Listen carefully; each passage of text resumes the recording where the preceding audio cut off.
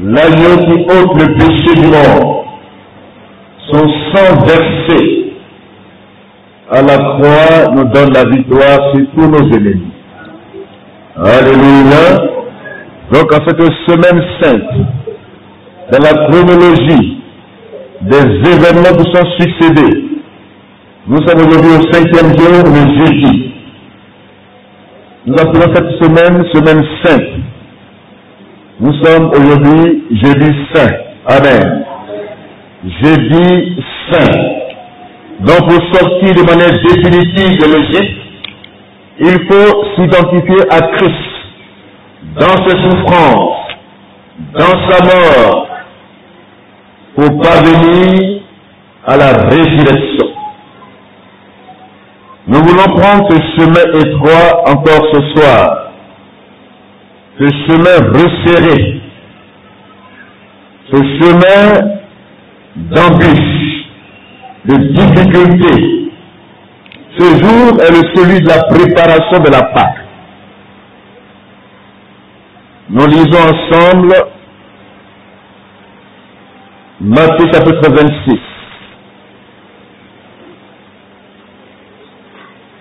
À partir du verset 2. Donc ce jour est celui de la préparation de la Pâque.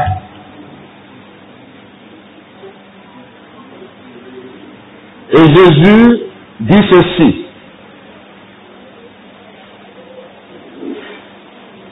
Vous savez que la Pâque a lieu dans 2 jours et que le Fils de l'homme sera livré pour être crucifié.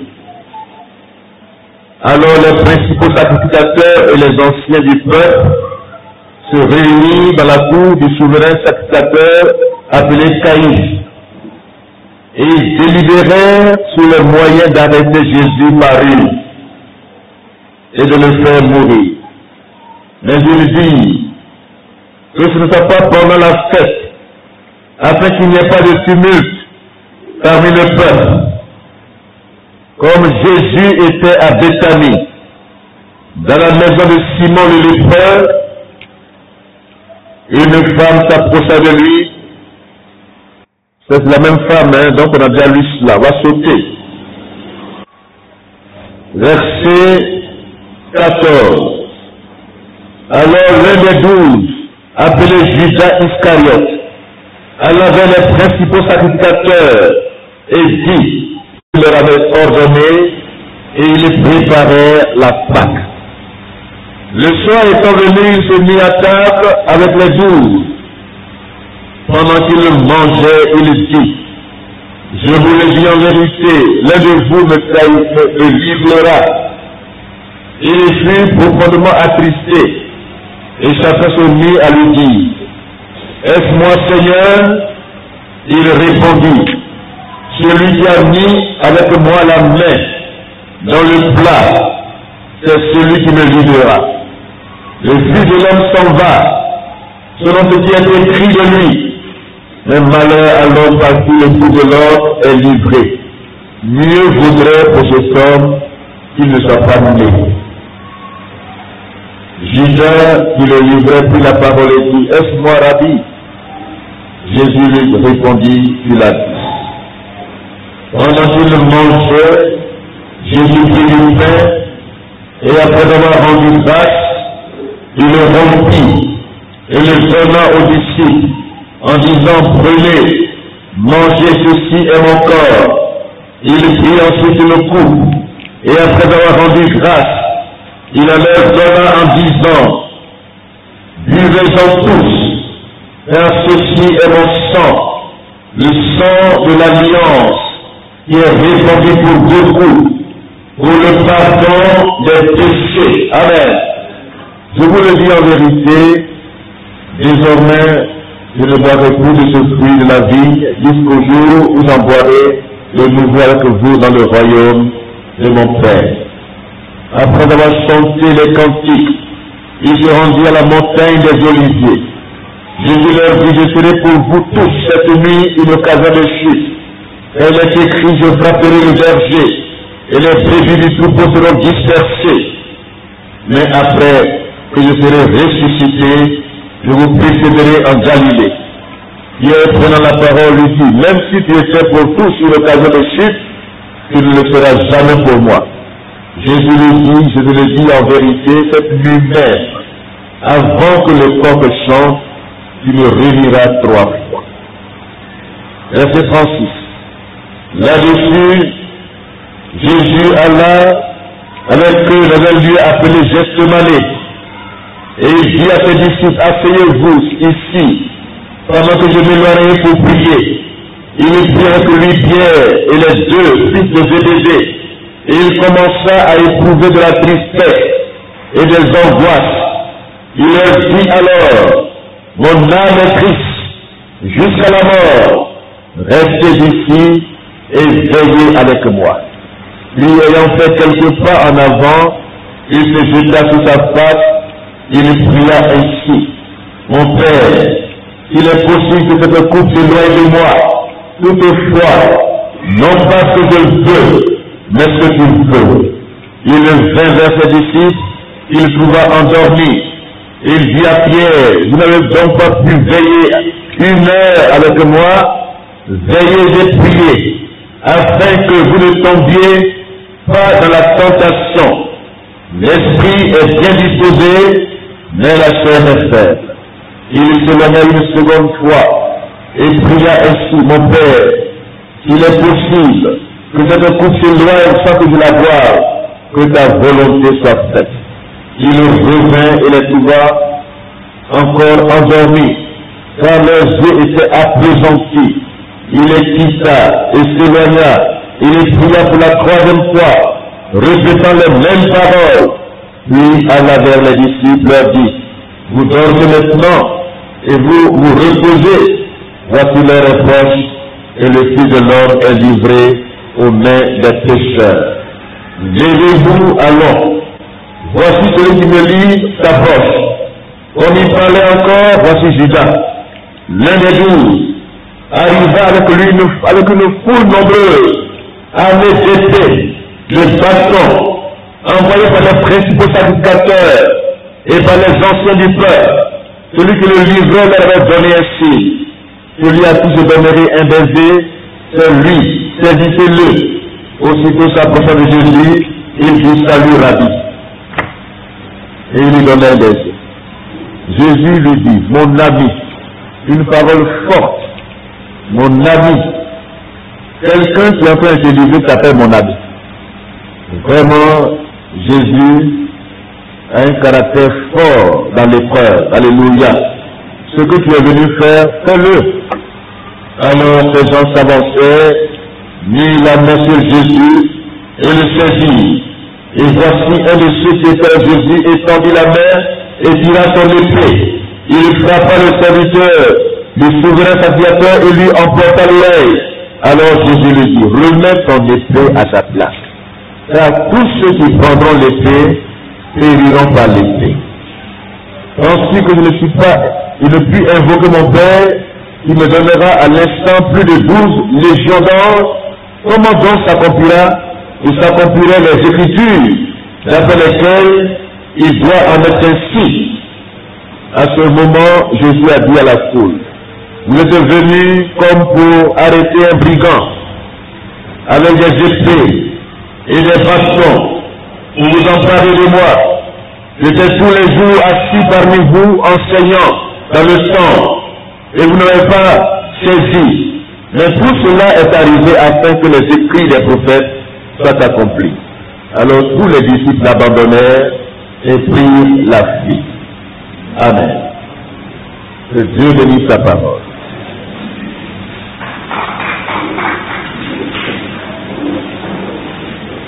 Ce jeudi saint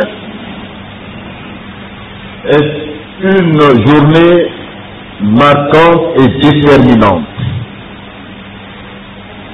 Une journée décisive. Jésus prépare la Pâque, la dernière. Dans les familles juives, on tue l'agneau et on le mange avec les pains sans levain. Jésus envoie ses disciples chercher une chambre haute au premier étage pour leur préparer la Pâque.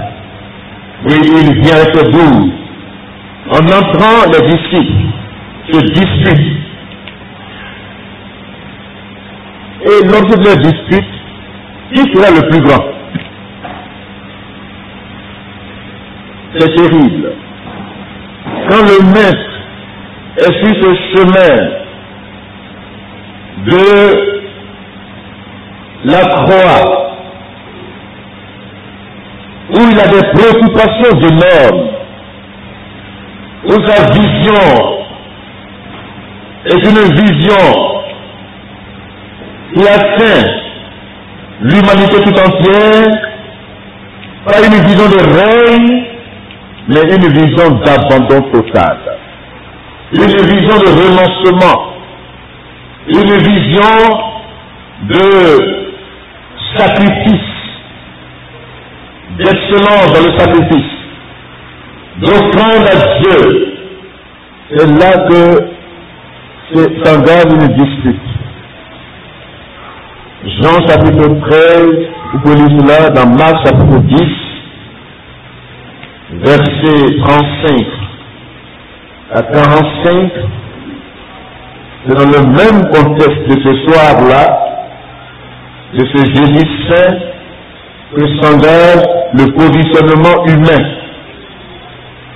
des revendications de titres, d'honneur, de prestige, de règne. Qui va être le plus grand? Alors Jésus voulait donner l'exemple, lave leurs pieds en tant que maître. Amen. Jean chapitre 13, verset 1 à 17 que nous lisons. Devant leurs préoccupations humaines, devant leurs préoccupations qui sont hors contexte, devant ce qui les préoccupe, le règne, la gloire, les honneurs, Jésus donne l'exemple d'humilité et d'amour. Amen. Amen. Il enseigne par l'exemple. Il lave les pieds de ses disciples. Ce soir-là, Jean chapitre 13, verset 1 à 17. Avant la fête de Pâques, Jésus, sachant que son heure était venue de passer de ce monde au Père, et ayant aimé les siens qui étaient dans le monde, mit le comble à son amour pour eux pendant le souper, pendant la préparation de la Pâque, ce dernier repas. Avant même ce repas, Jésus, pendant que le diable avait déjà mis dans le cœur de Judas Iscariote, fils de Simon, le dessein de le livrer, sachant tout cela, Jésus, qui savait que le Père avait remis toutes choses entre ses mains, qu'il était venu de Dieu et qu'il s'en allait à Dieu, se leva de table. Alléluia. Se leva de table, ôta ses vêtements et prit un linge dont il se saisit. Ensuite, il versa l'eau dans le bassin et il se mit à laver les pieds des disciples et à les essuyer avec le linge dont il était saint. Verset 7 dit, ce que je fais, quand Pierre refuse qu'il lave les pieds, il ne le comprend pas maintenant, mais il le comprendra bientôt. Pierre lui dit, non, jamais, tu me laveras les pieds. Jésus lui répondit, si je te lave, tu n'auras point de part avec moi. Simon Pierre lui dit, Seigneur, non seulement les pieds, mais encore les mains et la tête. Alléluia. Alléluia. Jésus dit, celui qui est baigné n'a besoin que de se laver les pieds pour être entièrement pur. Et vous êtes purs, mais non pas tous. Amen. Et il connaissait celui qui allait le livrer. C'est pourquoi il dit, vous n'êtes pas tous purs. Après qu'il eut lavé les pieds et qu'il eut pris ses vêtements, il se remit à table et leur dit, comprenez-vous ce que je vous ai fait? Vous m'appelez maître, Seigneur, et vous le dites bien, car je le suis. Si donc je vous ai lavé les pieds, moi le Seigneur et le maître, vous devez aussi vous laver les pieds les uns les autres. Amen. Car je vous ai donné un exemple, afin que vous fassiez comme je vous ai fait. Si vous saviez ces choses, verset 17, vous êtes heureux pourvu que vous les pratiquiez. Que le Seigneur nous bénisse. Devant ces contestations, sinon devant cette attitude compétitive, qui va être le premier, qui va être le plus grand, Jésus donne l'exemple d'humilité et d'amour. Quand vous relisez le même texte, dans Marc chapitre 10, j'aimerais qu'on lise ensemble, Marc chapitre 10, verset 35, quand du contexte, les filles de Zébédée, Jacques et Jean s'approchaient de Jésus et lui disent, Maître, nous voudrions que tu fasses pour nous ce que nous te demanderons. Il leur dit, que voulez-vous que je fasse pour vous? Alors nous, lui dirent-ils d'être assis, l'un à ta droite et l'autre à ta gauche, quand tu seras dans ta gloire. Jésus leur répondit, vous ne saviez ce que vous demandez. Pouvez-vous boire la coupe que je dois boire, ou être baptisé du baptême que je vais être baptisé? Nous le pouvons, dit-il. Et Jésus leur répondit, il est vrai que vous boirez cette coupe que je dois boire et que vous serez baptisé du baptême que je vais être baptisé, mais pour ce qui est d'être assis à ma droite et à ma gauche, cela ne dépend pas de moi. Verset 42. Jésus les appela et leur dit, vous savez que ceux qu'on regarde comme les chefs des nations, les tyrannies, et que les grands les dominent, il n'en est pas de même au milieu d'eux. Mais quiconque veut être le plus grand parmi vous, qu'il soit votre serviteur. Alléluia. Et quiconque veut être le premier parmi vous, qu'il soit l'esclave de tous. Car le Fils de l'homme est venu, non pour être servi, mais pour servir et donner sa vie comme la rançon aux plusieurs. Alléluia. Donc Jésus-Christ donne l'exemple d'humilité qui le caractérise, lui qui est Seigneur. Philippiens chapitre 2, versets 5 à 11, dit ceci. Il a été obéissant, sinon lui qui était égal à Dieu dans son identité, il a renoncé à cette égalité comme une proie à arracher. Il a renoncé à son égalité avec le Père. Il n'a pas voulu contester cela. Il n'a pas voulu se proclamer, s'auto-proclamer. Mais il a renoncé à son égalité à son Père et il s'est humilié. Amen. Il s'est humilié. Il a été obéissant à son Père jusqu'à la mort. Jusqu'à la mort de la croix. Le mot jusqu'à qui est placé ici, ça veut dire aller jusqu'au bout. Ça veut dire atteindre l'objectif. Il faut être persévérant jusqu'au bout. Il faut être obéissant jusqu'au bout. Pas pour l'instant. Pas pour rester en chemin. Jésus-Christ a été obéissant jusqu'à la mort. Et jusqu'à la mort de la croix. Il s'est humilié. Alléluia. Il s'est humilié. Il a pris notre condition humaine. Il s'est identifié à nous. Il a renoncé à lui-même, aux honneurs. Il a renoncé à sa position. Il a pris une condition égale à la nôtre. Et ce qui est déterminant, c'est qu'il a obéi à son Père en ce sens. Parce que pour ce chemin-là, l'orgueil n'a pas sa place. Le principe n'a pas sa place. Même quand on dit, bon, tu es fils de Dieu, tu es ceci ou cela, il dit, vous le dites. Mais il sait que là, il n'y a plus de place pour tout ce qui est égocentrisme. Il n'y a plus de place pour cela. Même la position n'a plus de place. Il renonce à tout. Jésus renonce à tout pour nous sauver. Amen. Jésus renonce à tout. Regardez le chemin que nous prendrons avec lui jusqu'à demain soir, où ce chemin s'achève là, où de manière apparente on pense à un échec, à une défaite, mais la plus grande victoire a été proclamée. Amen.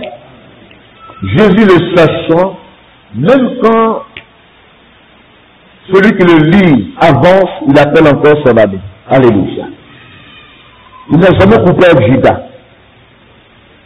Il n'a jamais traité Judas d'un ennemi. Il dit mon ami. Amen. Voici la force de caractère de celui qui a le Christ en lui. La force du pardon. La force du rétablissement des relations. Il croyait toujours au meilleur de la vie de Judas. Lui, il a été jusqu'au bout de son action. Quand l'autre va jusqu'au bout de la volonté de Dieu. Amen. Deux, jusqu'au boutisme, se croire. Judas va jusqu'au bout de son action. Le traiter. Jésus va jusqu'au bout d'accomplir la volonté de son Père. Alléluia. Jésus annonce que parmi eux, il y a un crête. Et à la question secrète des gens, il désigne même Judas en lui donnant le morceau de pain trempé. Donc, comment on peut être insensible jusqu'au bout? Il y a une bonne occasion même. C'est pourquoi j'aimerais vous dire, ne ratez pas les dernières occasions que Dieu vous offre. Il y a des occasions qu'on n'a pas ratées. Ces occasions-là, on ne les retrouve plus. Comme les deux brigands à la croix que nous verrons dans ce même élan. Demain, le lecteur a déjà anticipé pour nous parler de la croix aujourd'hui, pour ceux qui ont médité le lecteur de la Bible. Les deux brigands qui étaient à la croix, il y a un qui a raté la dernière occasion de salut. Nous devons faire tout ensemble. Mais il y a un autre qui saisit la dernière occasion. Ne ratez pas les occasions que Dieu vous offre. Amen. Il y a des occasions qui ne reviennent plus. Dieu donne des occasions à chacun. Dieu permet que des occasions de salut soient à toi. Il donne à Judas l'occasion de se repentir. Mais Judas sort pour aller chez les chefs, leur demander des soldats pour servir Jésus. Quelle terrible décision qu'il prend. Quel courage diabolique. C'est un courage diabolique.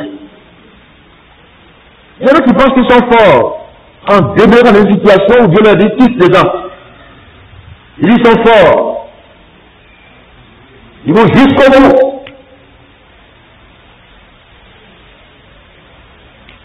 Le Seigneur est avec les 11. Ils prennent la Sainte Seine ensemble. Dans d'autres textes, Judas était déjà sorti, mais ici, Judas même a participé à la Sainte Seine. Et c'est la fin du repas, institué par le Christ, offrant à ses disciples le pain et le vin, symbole de son sacrifice. Mais un repas de communion intensive et d'inauguration de la nouvelle alliance. Amen. la papeterie rituelle, cérémonielle, va céder la place à une Pâque. Il y a des lieux sacrifices et la scène c'est comme un sacrifice en homme. Donc Jésus-Christ met fin à la papeterie et inaugure la vraie Pâque. L'agneau de Dieu, le sacrifice excellent qui va s'offrir et qui donne déjà les symboles et ce temps d'un agneau sans défaut. Donc la vraie Pâque que Christ inaugure ici, c'est la nouvelle alliance. Alors, il dit faites ceci en mémoire de moi. C'est l'apôtre Paul qui a compris la notion de la scène. Et dans 1 Corinthiens, que nous lisons ensemble, 1 Corinthiens 11, Paul a eu la révélation que Christ a donnée ici. Il n'a pas expliqué.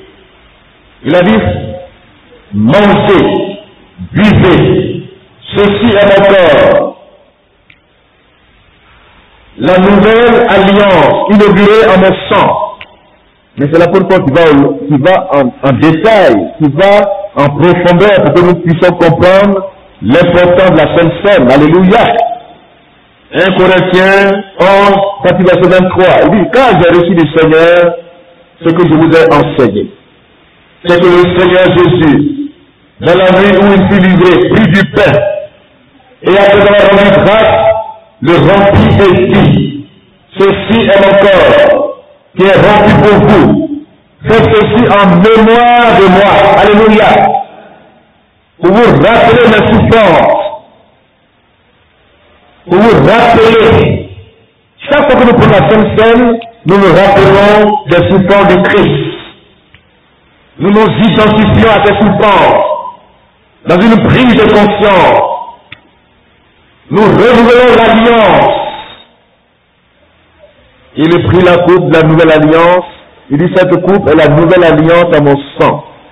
Faites ceci en mémoire de moi toutes les fois que vous en boirez, car toutes les fois que vous mangez ce pain et que vous buvez cette coupe, vous annoncez ma mort jusqu'à ce que je vienne. Amen. Alléluia. Chaque fois que nous prenons la scène, chaque fois que nous prenons ce repas d'alliance nouvelle, nous annonçons la mort du Christ jusqu'à qu'il vienne. Donc dans ce repas, il y a tout l'évangile qui est prêché et vécu par ceux qui ont consacré leur vie à Christ, qui se sont chargés de leur propre croix, qui ont pris le chemin du renoncement. Ceux-là comprennent l'importance de la scène. Jésus institue la scène comme un repas d'alliance. Alléluia. Un repas d'alliance. Dans Jean chapitre 6, quand Jésus a dit à ceux qui le suivaient, il y avait 58, il y avait 70 disciples qui le suivaient. 58, ils ont compris l'importance de l'alliance, ils ont abandonné le Christ. C'est une alliance de sang. Il a dit à ceux qui recherchaient le manger du pain, les miracles, il leur dit, il leur propose un autre repas. Sa propre chair et son sang. Ils ont dit, mais, donc c'est du cannibalisme maintenant. Mais comment on peut manger sa chair et boire son sang? Vraiment, on ne peut plus le suivre. Jean chapitre 6. Il dit ceci, celui qui mange ma chair et qui boit mon sang demeure en moi et je demeure en lui. Comme le Père qui est vivant m'a envoyé et que je vis par le Père, ainsi celui qui me mange, vivra par moi. Amen. Si c'est la Pâque, on mange la Pâque. Il dit c'est le pain qui est descendu du ciel.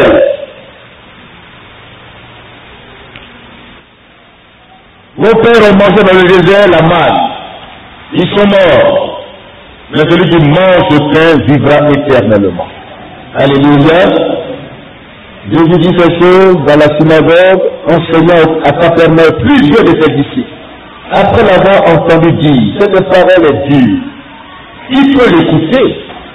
Jésus, sachant lui-même que ses disciples murmuraient à ce sujet, leur dit, cela vous semble inutile?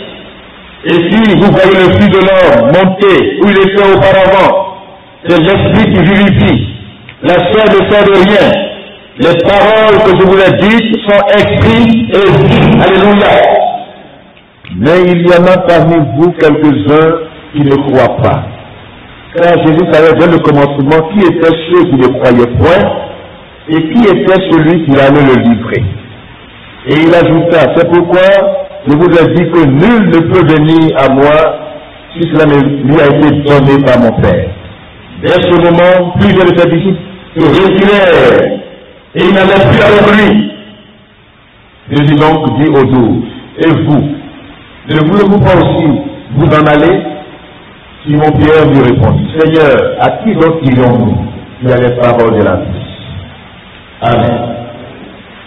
La parole de Dieu est puissante, elle est vivante. Jésus-Christ est la parole de Dieu qui a été faite chair. La parole éternelle qui a tout créé dès le commencement. Une parole qui s'est incarnée dans la personne de Christ. Il est la parole vivante. Et en disant celui qui mange de ma chair et boit de mon sang à la vie éternelle, c'est celui qui entre en alliance avec moi à la vie. Amen. Une alliance de sang. La vie chrétienne n'est pas une vie qui est tellement facile, où on vient, et puis on joue. On fait ce qu'on veut. La vie chrétienne, c'est une vie sacrificielle. C'est une vie où tu perds tout, où tu renonces à toi-même, jusqu'au sacrifice suprême de ta propre vie. Et si tu dis non, on peut, non, mais tu n'es pas prêt à prendre ta croix sur le Seigneur Jésus-Christ, il n'était pas prêt, ces personnes-là. Je me dis que ces paroles sont trop dures. Il y en a qui pensent que la parole de Dieu doit réellement les chatouiller. Répondre à leur ego. Ou me faire leur cas de volonté. C'est ce qu'ils appellent parole de Dieu. Pour eux, que Dieu s'adapte à leur concept.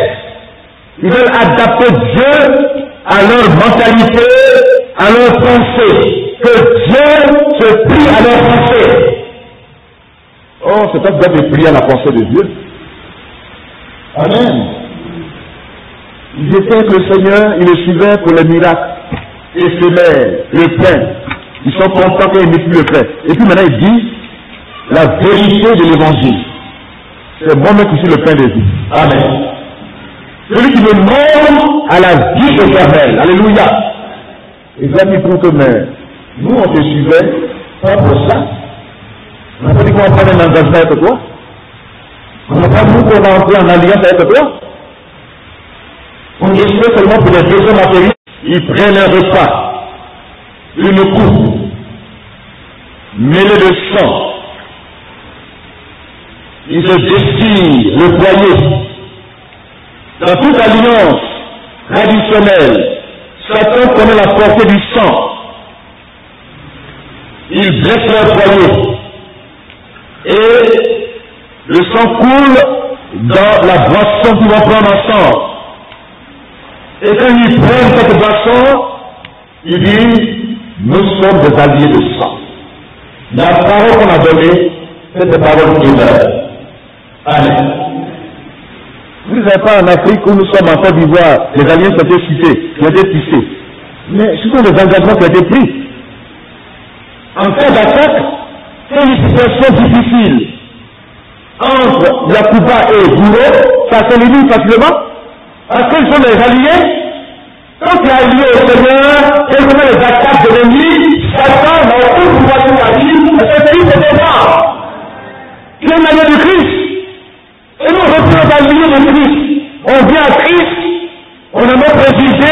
on a nos attentes, on a nos réflexions, on va aller en profondeur.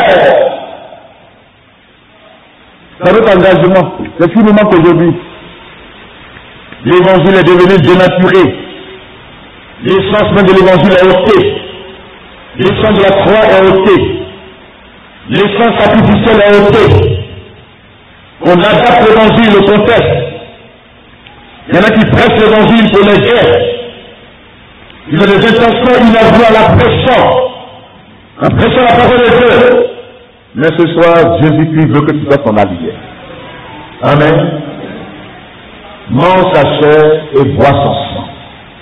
Alléluia. Mange sa chair et bois son sang. Ce n'est pas du cannibalisme, mais c'est une alliance sanglante. Devenir disciple de Christ, c'est devenir un allié du Christ. Et nous sommes des frères et des sœurs de sang. Amen.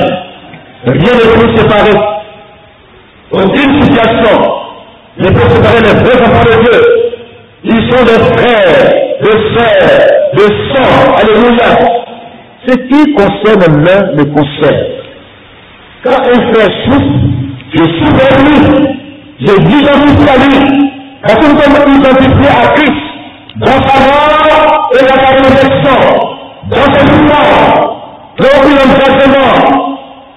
Comme l'apôtre le dit dans Philippiens chapitre 3 verset 10, connaître Christ est son objectif principal. S'identifier à Christ. Dans ses souffrances, dans sa mort, et si je prie pour parvenir à la résurrection. Voici le vécu de l'évangile. Paul, il ne prêche pas seulement, mais il vit l'évangile. Il dit, si je vis, ce n'est plus moi qui vis, c'est Christ qui vit en moi. Je suis crucifié de Christ. Quand Jésus-Christ montait à la croix, Paul était monté avec lui à la croix. Alléluia. Quand tu étais sur le chemin de souffrance, Paul était sur ce chemin. Quand il était monté de Christ, on l'humiliait.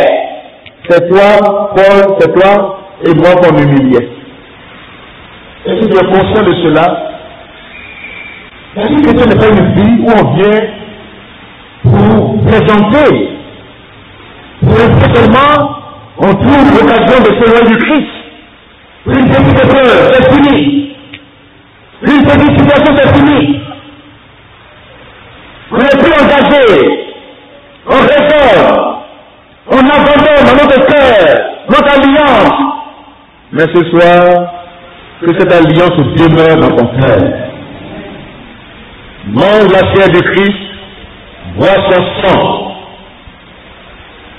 C'est un repas que nous prenons à la scène. C'est pour nous mémoriser, c'est pour nous rappeler ce chemin que nous oublions souvent. La passion du Christ. Les chrétiens oublient ce chemin. Ce n'est pas seulement un événement qui peut nous rappeler chaque année, mais c'est au quotidien que le chrétien est engagé sur le chemin de la passion du Christ. Amen. Ce soir, ne fais pas comme Judas. Il n'a pas partagé ce repas d'alliance. Il a refusé même. Christ a trempé le pain, il lui donne, il trouve l'occasion de sortir. De sortir. De laisser le diable entrer dans son cœur. Il refuse le Christ. Il est trahi. Il a décidé le contraire de vente.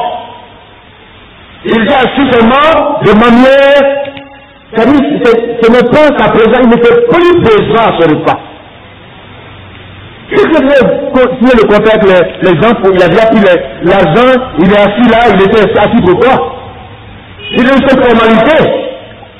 Comment les chrétiens s'asseyent par simple formalité? Leur cœur n'y est plus.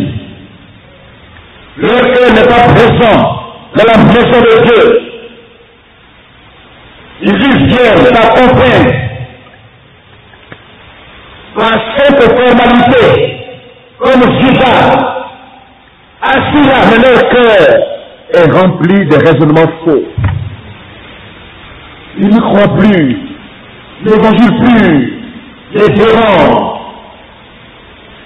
Quand l'évangile pur est prêché, ça les dérange. Comme ces disciples là qui ont donné le Christ. C'est trop dur. Il faut le prendre de trop dur. Parce qu'il ne veut plus le changer. Il veut plus abandonner les mauvaises habitudes. Il refuse que le Christ fasse alliance avec eux. Il refuse l'alliance. Il veut des paroles douces, des paroles mielleuses, des paroles qui vont satisfaire leur ego. Nous acclamons ces paroles-là. Mais ce n'est pas l'évangile. L'évangile est dur. Amen. Suivre Jésus-Christ est dur. C'est un chemin étroit. C'est un chemin resserré. C'est un chemin difficile. C'est un chemin d'alliance de sang, de renoncement, jusqu'au sacrifice suprême de ma propre vie. Paul dit, je suis prêt, non seulement à souffrir pour le Christ, mais aussi à mourir pour lui. Amen. Et le chrétien lui a dit cette même parole-là. Je suis prêt, dans la suivance à Christ, dans ce chemin de la croix. Je suis prêt à faire ma propre croix. Si vous êtes persécuté pour le nom de Christ, je suis prêt. Mais souvent, quand on prie, c'est seulement Seigneur, bénis-moi, fais que tout sera pour moi. C'est ça seulement que l'objet de nos prières. Protège-moi, ce n'est pas mauvais, mais ce n'est pas le son de la vie chrétienne. Dis Amen maintenant. C'est une question d'alliance de sang, de renoncement. En Côte d'Ivoire, l'Église n'est pas prête pour la persécution. Pourquoi Dieu nous regarde comme ça? Dans les nations aujourd'hui, où le christianisme est mélangé avec les choses qui font la mode. Quand vous voyez certaines personnes prêcher au marché, j'étais ce midi au marché, j'ai vu des prédicateurs, je les ai écoutés. Il n'y a pas le nom de Jésus même qui sort de leur bouche.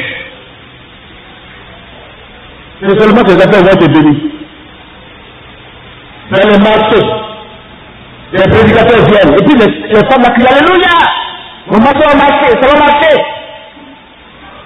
Où est le Christ? Où est la croix de Christ? Dans tout ce que tu dis, Alléluia, où est la croix de Christ? Pas de place pour la croix. C'est seulement, on laisse de côté celui qui bénit et on poursuit la bénédiction. On laisse de côté l'essentiel. Un évangile dénaturé. Un évangile complexe, sans l'essence même. Un évangile qui s'adapte au contexte actuel. Les théologiens libéraux, leur doctrine a rempli nos églises de libertinage, de laisser aller. Et finalement, on n'était plus dans la confusion et le chrétien et le non-croyant. On n'était plus qui est qui. Tout est mélangé. Ça dépend de quoi. Paul dit à mes imitateurs frères, et portez les regards tous ceux qui parlent, qui marchent selon le modèle que vous avez en vous. Alléluia. Car il y en a plusieurs qui marchent en ennemi de la croix. Qui marchent en ennemi de la croix. Mais qui prêchent l'évangile. Avec des intentions qui n'arrivent pas. Or, ils marchent en ennemi de la croix. Je vous en ai déjà parlé souvent, et j'en parle maintenant encore, en pleurant. Leur fin sera la perdition. Ils ont pour Dieu leur ventre. C'est vraiment les choses de la terre qui les intéressent. Ils mettent leur gloire, la vie de leur or. Ils ne font les choses de la terre. Mais nous sommes citoyens des cieux. Amen. Nous sommes citoyens des cieux. Quel christianisme aujourd'hui? Quel chrétien tu es? Est-ce seulement que pour les bénédictions terrestres que tu suis le Seigneur? Pour les biens? Pour les choses matérielles? Mais tu le suis pour la vie éternelle? Mange le Christ. Amen. Mange-le. C'est ta part. La Pâque se mange. C'est-à-dire qu'il fait un avec le repas. Il s'identifie à lui. Il est en communion de lui. Dans ses souffrances, dans sa mort et dans sa résurrection. Alléluia. Alléluia. On peut cracher sur toi comme on a craché sur Christ. On peut se moquer de toi. On peut t'humilier. On peut te frustrer. Mais Jésus a été plus frustré que toi. Mais pour toi, mais c'est fini. Où est ton alliance avec le Christ? Comment tu le suis? En le suivant, tu te mets en avant, mais c'est lui qui est en avant. Il est assis sur le trône de son cœur. Et que toi-même le Christ.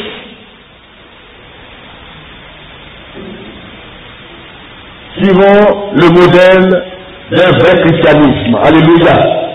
Suivons le modèle d'une vie chrétienne authentique qui a réellement quitté de manière définitive l'Église, le monde, son contexte, qui ne se conforme plus au monde, mais qui se sépare du monde, qui n'est pas mélangé.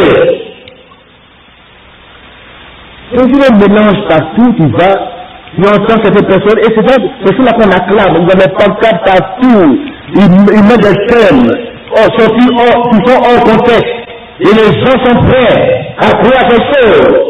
Ils parlent d'autre chose. Mais leur évangile est correct.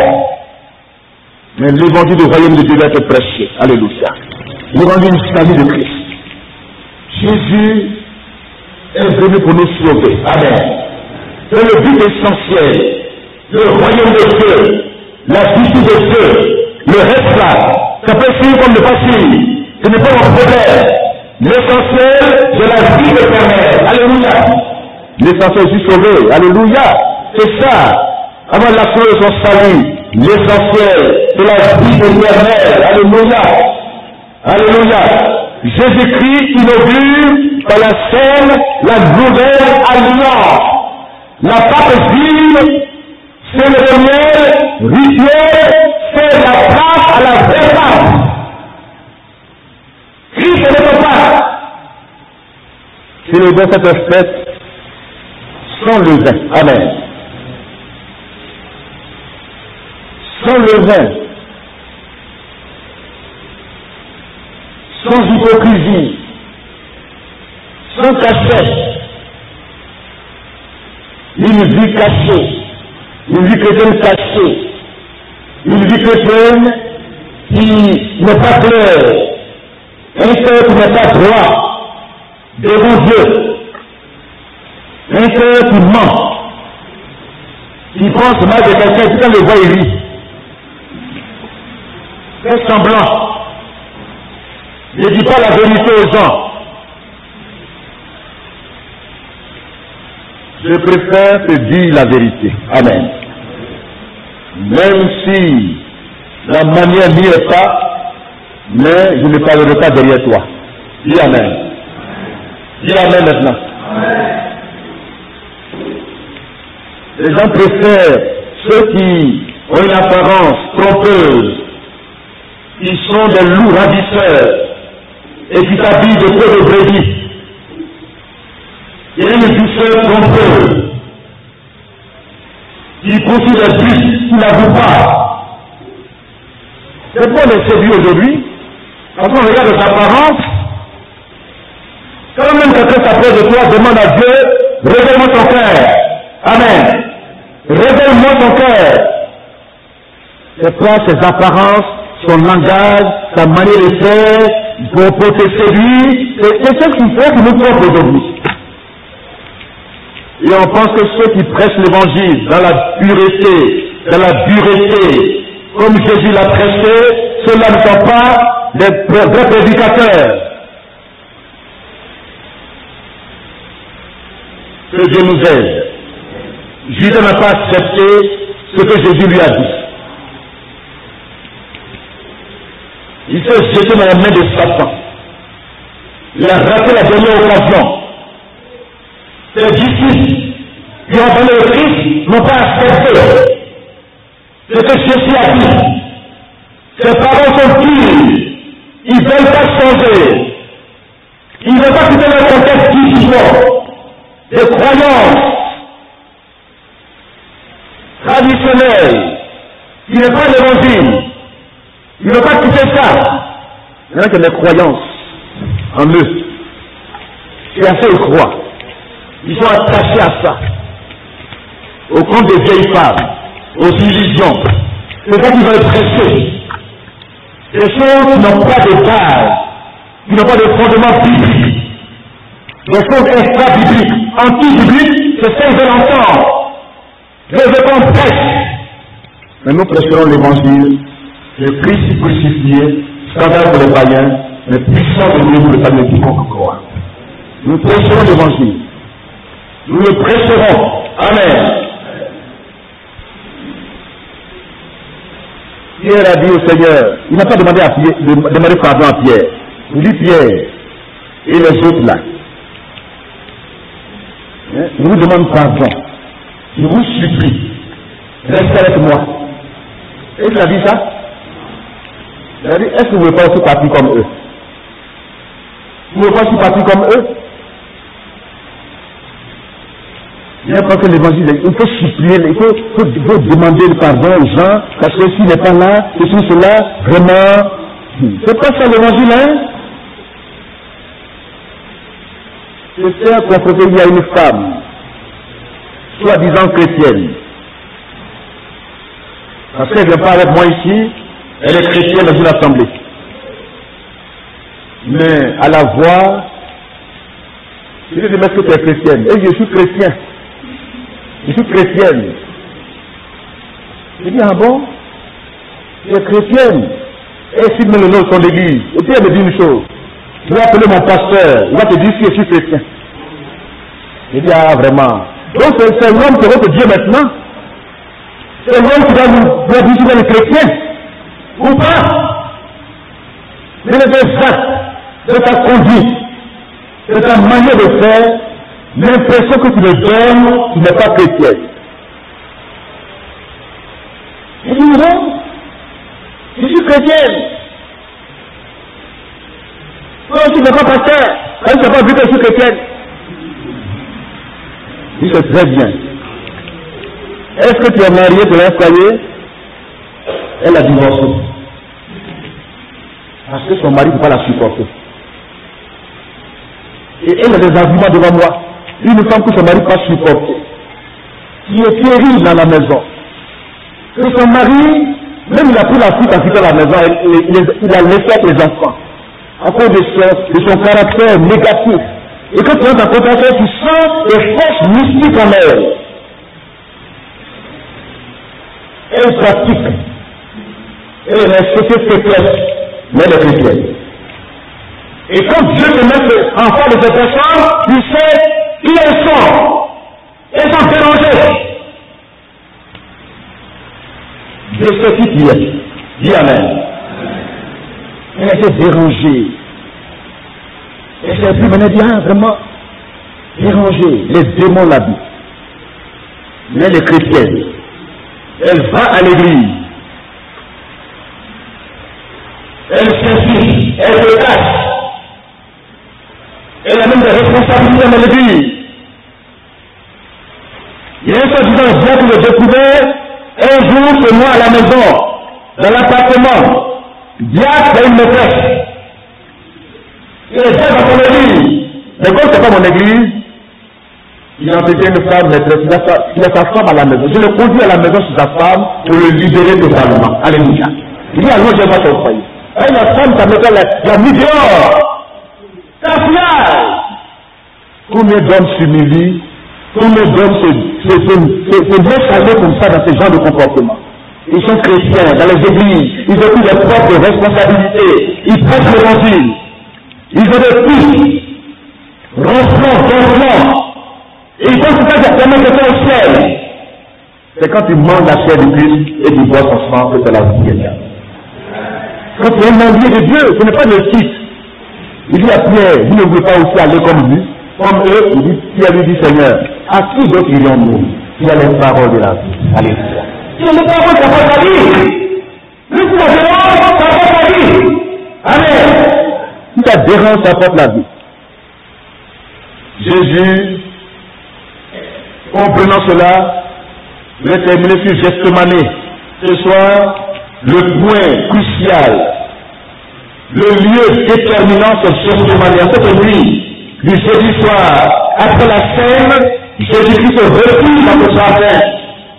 Dans ce jardin, alléluia, Gethsémani.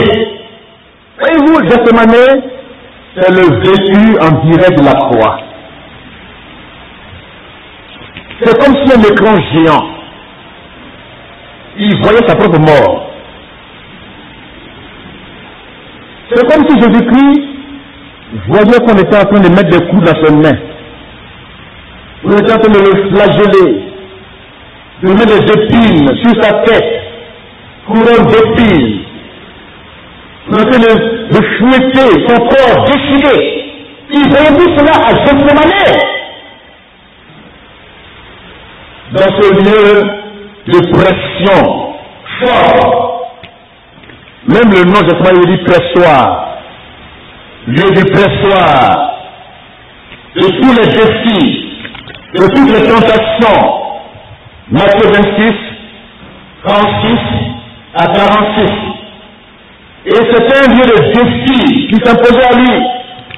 Le Seigneur visionnait et vivait en anticipation toute la passion, ses souffrances extrêmes, l'intensité de la douleur, l'agonie de Jésus dans les jardins de Gethsémani, moments et des heures qui précèdent immédiatement sa mort. Et comment quelqu'un sa sueur peut devenir comme le sang? Vous n'avez pas vu ça? Non. C'est la première fois qu'on me voit que quelqu'un sa sueur devient le sang. Elle dit que les coups entraient en lui déjà. Les fouets entraient déjà en lui. C'est à Gethsémani que s'est passé le vrai combat. Ta prière, l'intensité de ta prière, nous montre l'Église qui ne prie pas intensément. Une Église qui met la prière de colère, comme séminaire, une vie chrétienne, c'est une vie de prière profonde, est une vie chrétienne où Satan peut jouer. Le diable peut jouer. Le diable peut l'utiliser. Même si je prêche et que je ne prie pas, que je ne fais pas la prière à priorité, et que je me lève pour annoncer la parole de Dieu, elle n'a pas son effet escompté. Gethsémani, c'est le lieu déterminant de la passion de Christ. Un affaiblissement. Quand les grumeaux de sang perlent sur son visage, c'est un affaiblissement de l'irrigation cérébrale insuffisant. C'est-à-dire que le sang ne circule plus normalement dans son cerveau. C'est ce sang-là qui descend. Comme la tension peut bloquer quelque part, les veines sont bloquées. Jésus-Christ se trouve dans ce lieu du pressoir, dans ce lieu de haute tension, de toutes les tentations possibles, où il va abandonner. Satan voulait qu'il abandonne. Christ est un modèle pour nous, alléluia. Malgré la douleur, la pression, la souffrance extrême, l'agonie, Christ trouve du temps pour prier. Amen. Il a recours à la prière. Il n'a pas autre préoccupation. Si c'est quelqu'un de nous, quand c'est comme ça, c'est la tristesse. C'est dire à tout le monde ce que tu vis, ce que les gens viennent à ton secours. Il était abandonné de tous. Il dit à ses disciples, veillez avec moi pour prier. Il l'a abandonné dans la prière. Il était tout seul. J'aimerais te dire, le plus grand combat, tu le menais à tout seul. Sans soutien, sans appui humain. Tout le monde abandonnera. Le plus que c'est un grand défi que tu as relevé pour que Dieu agisse pour plusieurs de ta vie, tu vas te mettre de la sodomie externe. Mais quand on est seul, on se plaint. Là où Dieu doit nous fortifier, là où Dieu est venu à notre secours comme le seul appui, où les anges de Dieu vont descendre pour nous fortifier. C'est là que nous retrouvons encore des appuis humains. Celui qui veut suivre Jésus-Christ dans ce chemin de la croix sera abandonné de tous. Dites amen. Il sera méprisé de tous. Il sera comme un étranger. Et de part, il sera seul. Mais Dieu est avec lui. Jésus était seul. Ses disciples l'ont accompagné, mais l'ont laissé. Il y a 3 degrés dans la prière profonde. 3 degrés. 3 étapes importantes dans ce texte. C'est un décret éternel. Quand tu es dans l'agonie, dans la souffrance, ne perds jamais le contact avec le Père. Amen. Alléluia. Ne perds jamais le contact avec le Père. Alléluia. Dieu est mon Père. La connexion peut te briller. Je peux t'abandonner de tous. Mais que je ne perde jamais le contact avec le Père céleste. Jésus dit, Père, il est possible que cette coupe s'éloigne de moi, sans que je la boive. Non pas ma volonté, mais que ta volonté s'accomplisse. Amen. Il nous priait qui c'est la volonté de Dieu. Mais nous avons notre propre volonté. Il y en a qui veulent imposer leur volonté à Dieu. Ils ne peuvent pas te l'avoir. Comme si Dieu était leur ami. Comme si Dieu était un genou dans leur main. Ils se croient forts en priant comme ça. Et si la chose de nous tous, restons dans nos prières que la volonté de Dieu se fasse. Alléluia. Jésus, sa propre volonté, quand c'était dur, il voyait la croix, il voyait le supplice, il voyait tout à Gethsémani. Le sang il a commencé à couler. Il est Dieu. Il voit. Il sait tout.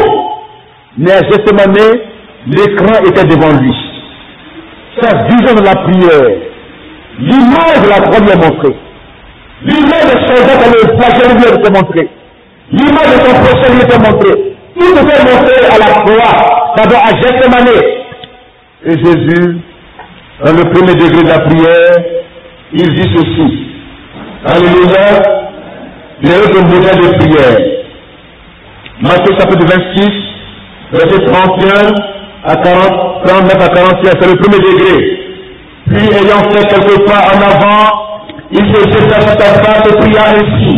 Mon Père, s'il est possible que cette coupe s'éloigne de moi, toutefois, non pas ce que je veux, mais ce que tu veux. Amen.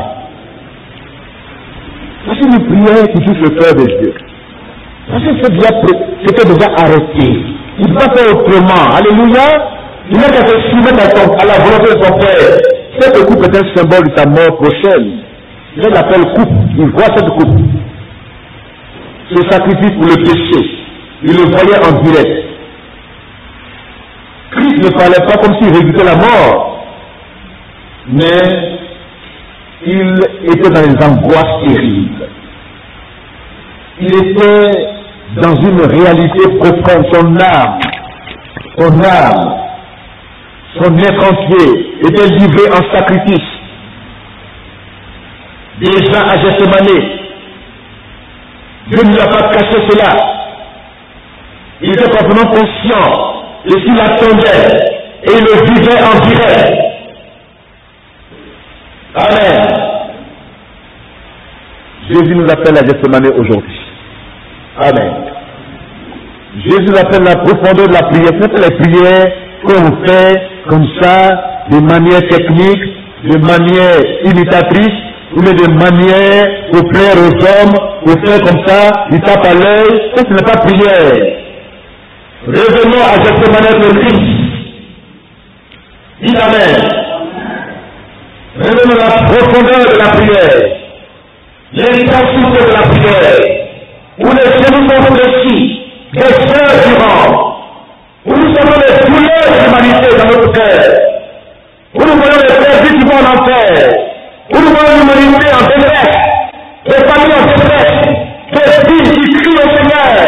que Dieu nous montre cette vision d'un monde en perdition. Et quand nous Christ en prend pour voir cette image, que Dieu nous montre les réalités de ce monde, les situations, les grands défis, les vrais défis, que Dieu nous les montre. Il n'est pas dit j'ai vu, et c'est même cela qu'on voit toujours. Nos propres images, nos propres intentions, nos propres fabrications, qui vont toucher les émotions. Vous remarquez que l'émotion de Christ est touchée, c'est sa volonté qui est touchée. Amen. Pour nos prières, touche la volonté des hommes et des femmes. Que vous notre volonté soit touchée. Amen. Dieu, ce n'est pas des émotions qui intéressent Dieu. Ce n'est pas des sentiments qui intéressent Dieu. Et ce que nous prions souvent, nous voyons agir sur les sentiments des gens, les manipuler, les téléguider, et puis on pense qu'on a besoin de prier comme ça. La prière n'est pas profonde. Pour que Dieu nous montre les vrais défis, les vraies visions, les vrais besoins. Notre prière limitée, mais entre dans la profondeur d'une vie de prière. Alléluia. Jésus en priant, priait pour l'humanité en même temps, en tant qu'intercesseur. Il priait pour le salut du monde. Le premier degré de la prière, c'est qu'il était la recherche, non pas de ce qu'il veut, mais de ce que Dieu veut. Alléluia. Amen. Répondez bien par Amen. Voilà. Et quand c'est comme ça, les Amen disparaissent. Deuxième degré dans la vie de prière, verset 42 à 43. Il s'éloigna une deuxième fois et pria ainsi: mon Père, s'il n'est pas possible que cette coupe s'éloigne sans que je la voie, que ta volonté soit faite. Regardez la progression dans sa prière. Premièrement, parce que je veux, mais ce que tu veux. Deuxièmement, s'il est possible que cette coupe s'éloigne sans que je la voie, que ta volonté soit faite. Alléluia. Il y a une évolution positive dans sa prière. Il ne pose plus sa volonté à celle du Père. Au début, il opposait sa volonté à celle du Père. Mais ici, il n'oppose plus sa volonté à celle du Père. Mais il est disposé à l'accepter. Alléluia. Et il demande ce que celle de son Père, que celle de son Père se fasse. Il passe à une vitesse supérieure dans l'intensité d'une dimension plus profonde de sa vie de prière. Alléluia. Étant en agonie, il priait plus intensement. Et sa sueur devint comme des grumeaux de sang qui tombaient par terre. Alléluia. Et là, un ange lui apparut du ciel. Que l'ange de Dieu nous apparaît celui pour nous fortifier. Souvent, nous on voit les démons partout. Mais voyez les anges de Dieu. Amen. Jésus n'a plus vu le diable. Il n'a plus vu les démons.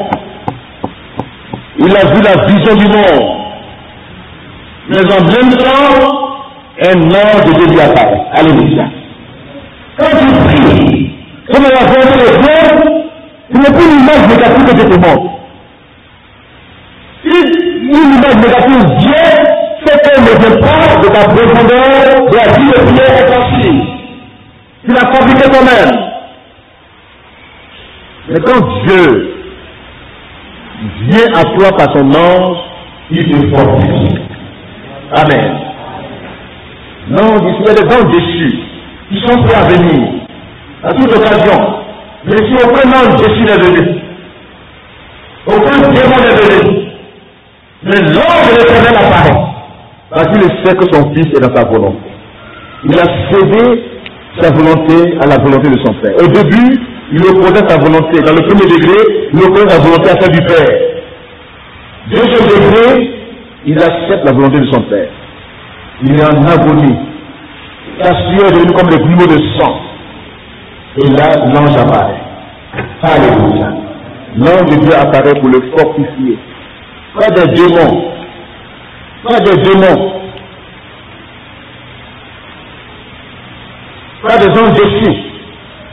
Mais l'ange de Dieu apparaît pour le fortifier. Que dans la douleur des épreuves, dans l'intensité de la prière, que l'ange de l'Éternel t'apparaisse. Amen. Que l'Esprit de Dieu soit dressé dans ta vie. Quand Jacob luttait avec l'ange, et la présence de Dieu lui-même, dans ce lieu redoutable, éternel, l'Esprit de Dieu est dressé. Et qu'est-ce qui se passe? Les anges descendent et montent. Alléluia. Que les anges de Dieu descendent aujourd'hui dans nos vies pour prendre nos sujets importants et les monter devant le trône de Dieu. Et redescendre avec les assouvements. C'est comme ça qu'on peut aujourd'hui entrer dans cette dimension. La passion, c'est ça. Si nous revenons de souffrir dans sa passion, nos prières, notre efficacité. Élie était un homme comme nous. Mais dans l'intensité de la prière, devant les attaques ennemies, des Jézabel, d'Akab, des esprits ou des prophètes de Baal attaqués, Élie a prié. Dieu a répondu à sa prière. Que Dieu réponde à notre prière. Que nos prières soient exaucées. Comprenons la profondeur et le degré d'intensité de la vie de prière profonde à l'image du Christ. Jésus nous enseigne pour une dernière fois ici, qu'est-ce que la vie de prière profonde? Une vie de prière qui fait la volonté humaine à celle de Dieu. Qui ne confie la volonté à celle de Dieu. Qui est agonisant. Qui est même mort. Qui ne vit plus pour lui-même. Que Dieu nous aide. Amen. Troisième degré de la prière profonde, nous voyons ici le troisième degré qui se manifeste. Alléluia. Alléluia. Dans nos prières doivent être puissantes. Nos prières doivent attirer à nous la présence des anges. Alléluia.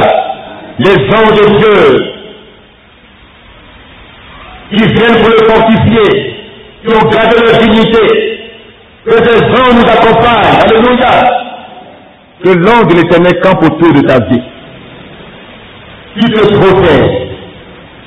Que les anges de Dieu efficaces t'accompagnent. Et t'arrêtent à tous les dangers.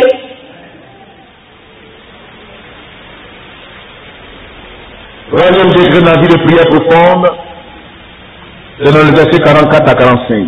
Il est quitté en s'éloignant, il pria pour la troisième fois, répétant les mêmes paroles. Le troisième degré, c'est le degré de l'accomplissement de la volonté de Dieu. Amen. Alléluia. Non pas seulement accepter la volonté de Dieu, mais que cette volonté s'accomplisse. La victoire de la croix fut acquise à Gethsémane. Alléluia. À genoux dans la prière intense, pour que Jésus-Christ a remporté la victoire sur les pressions de la croix. Alléluia. C'est à Gethsémane. Combien de chrétiens aujourd'hui peuvent passer des heures dans la prière, à genoux, c'est la présence de Dieu. Ressentir cette présence, porter les douleurs que Dieu porte dans son cœur, et de sentir vos vrais besoins, agoniser dans la prière, dans la présence de Dieu, à genoux, priant, persévérant, acceptant la volonté de Dieu et son accomplissement. Christ a été exaucé par son Père. Il a eu la réponse à sa prière. Hébreux, chapitre 5, versets 7 à 8, que nous lisons. Il a été exaucé. Nous pensons souvent que l'exaucement de Dieu, c'est seulement selon ce que nous voulons. Mais ce que Dieu veut là, c'est ça qui s'accomplit. Amen. Alléluia. Lisons Hébreux chapitre 5, versets 7 à 8. C'est lui qui, dans les jours de sa chair, a présenté des grands cris et des larmes, des prières et des supplications à celui qui pouvait le sauver de la mort. Et il a été exaucé à cause de sa piété. Il a appris l'obéissance dans les choses qu'il a su faire. Voyez-vous? Nous, on suit le Christ. Lui, il a pris l'obéissance dans les choses qu'il a su faire. Nous, quand il nous dit tout permettre, on dit, Dieu ne va pas exaucer. Il dit, si tu es dans la volonté de Dieu, oh, souvent tu es dans la volonté de Dieu. Souvent Dieu t'a exaucé. Apprends l'obéissance, parce que tu traverses. Alléluia. Jésus-Christ, bien qu'il soit fils, a appris l'obéissance par les choses qu'il a souffert. Après avoir été élevé à la perfection, il est venu pour tous ceux qui lui obéissent, l'auteur d'un salut éternel. Alléluia. Pour tous ceux qui lui obéissent, il est devenu l'auteur d'un salut éternel. Que Dieu t'exauce. Que Dieu exauce nos prières. Alléluia. Jésus-Christ est le modèle d'une prière profonde. Il a bien voulu associer ses disciples et partager cette intensité avec eux, cette douleur avec eux, dans le lieu du pressoir, de toutes les pressions, les tentations énormes. Ils n'ont pas pu. Ils n'ont pas pu. Ils l'ont abandonné dans un vrai combat spirituel contre les forces des ténèbres étaient en face du Christ. Les puissants des ténèbres, d'oppression, des pressions intenses, pour qu'il abandonne. Mais, même s'il a dit mon âme est triste jusqu'à la mort, restez ici et veillez avec moi. Amen. Alléluia. Il y a des ennemis de la vie de prière. La chair est un ennemi. La vie de prière intensive. Beaucoup d'ennemis. Le temps gaspillé est un ennemi. Les pressions internes sont des ennemis. La paresse est un ennemi. La négligence est un ennemi. Les distractions sont des ennemis. Manque de concentration dans la présence de Dieu est un ennemi. Comment garder une vie de prière profonde? Il faut que ta vie soit consacrée au Seigneur. Beaucoup d'ennemis internes, externes t'entourent. Ta propre chair est un ennemi. L'assoupissement, les faiblesses, la négligence, tout ça, ce sont les ennemis d'une vie de prière profonde. La fatigue. Quelqu'un qui n'a pas prié bien. Ah, Seigneur. Qui dort? Il y a des temps où Dieu te dit, il faut te lever. Alléluia. Il faut te lever des nuits de prière. Où tu passes des nuits dans la prière, comme Jésus a demandé. Parce qu'il y a des forces en présence. C'est quand Jésus, à la fin de cette intensité de prière, il a dit maintenant levez-vous. Celui qui me livre arrive, il s'approche. Il a vu Judas venir de loin. Pas dans le monde visible, mais dans le monde invisible. Quand tu invoques le Seigneur avec un cœur sincère, droit devant lui, il te montre les choses cachées. Les choses que tu ne connais pas, tu les montres. Pas seulement des visions négatives, mais il te montre ce qui va arriver. Tu anticipes. Quand Jésus-Christ allait à la croix, c'était une simple formalité. Amen. Il a vécu avec cette manière. Dieu ne s'en fasse là. Jésus est venu pour dire, voilà, je venais de voir comme ça, tu as dit, non, il dit, mon ami, qu'est-ce que tu as fait? Alléluia. Ne répondez plus aux ennemis visibles. Dis Amen.